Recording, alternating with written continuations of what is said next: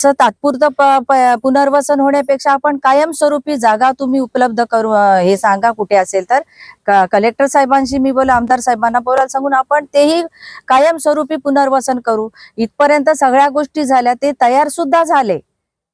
त्यावेळेस नंतर थोड्याच अवधीने मोहिते साहेब आले. अगोदर शिवसेनेची उभाटाची टीम तिथे आली होती, तेही पाहणी करायला आले होते. अगदी व्यवस्थित जवळजवळ 1.5 तास आम्ही त्या लोकांना समजून सगळं व्यवस्थित पार पाडलं.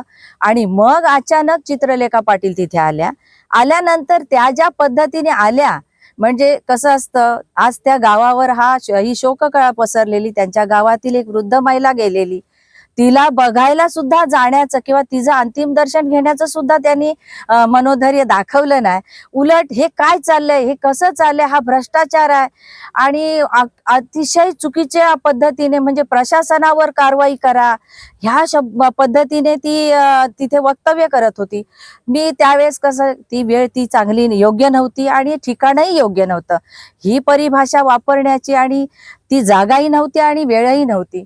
सामोपचाराने आम्ही घेतलं तरी सुद्धा मोहिते साहेब बोलत होते, ताई लोकांचा उद्रेक होईल असं वक्तव्य करू नका.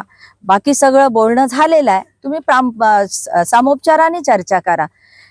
पण चर्चा करायचा तिचा उद्दिष्टच नव्हता. कारण तुम्ही आतापर्यंत जर पाहिलं, प्रत्येक ठिकाणी म्हणजे प्रेताला गेली तरी 50 खोके आणि कोणत्या मंदिराच्या कार्यक्रमाला गेली तरी 50 खोके. आता 50 खोक्यांचा विषय हा मागच्या बॉडीत होता.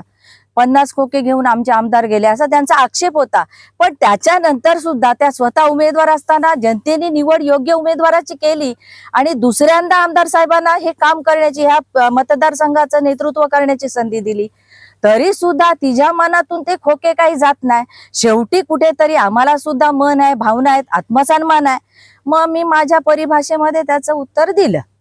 ते तुम्ही अवघ्या जनतेने बघितलंय. कालची प्रकरण मी म्हंटल ना, जे घडलं ना, ते फारच खालच्या पातळीला राजकारण चालतंय असं आपल्याला दिसून येतं. नुसतं 50 खोके म्हटल्यावर कोणाचं नाव न घेता जर लोकप्रतिनिधींना एवढं झोंबतं, तर माझ्यासारख्या कार्यकर्तीला प्रश्न पडतो, तुम्ही खरंच 50 खोके घेतले का? आणि ही कोणती पद्धत नाहीये. राजकारणात विरोध असला पाहिजे, चर्चा झाली पाहिजे, टीका झाली पाहिजे, पण एवढं घाणेरड्या पद्धतीचं आजपर्यंत ना मी कधी ऐकलंय आणि पाहिलंय. पण काल मी अनुभवलं. आणि मला एकनाथ शिंदेना विनंती करायची, उपमुख्यमंत्र्यांना, की तुमच्या पक्षाचे असे पदाधिकारी सामाजिक आणि या स्थळांवर पाठवू नका. त्यांनी आपल्या महाराष्ट्राची, आमच्या अलिबागची आणि रायगडची प्रतिमा जाते.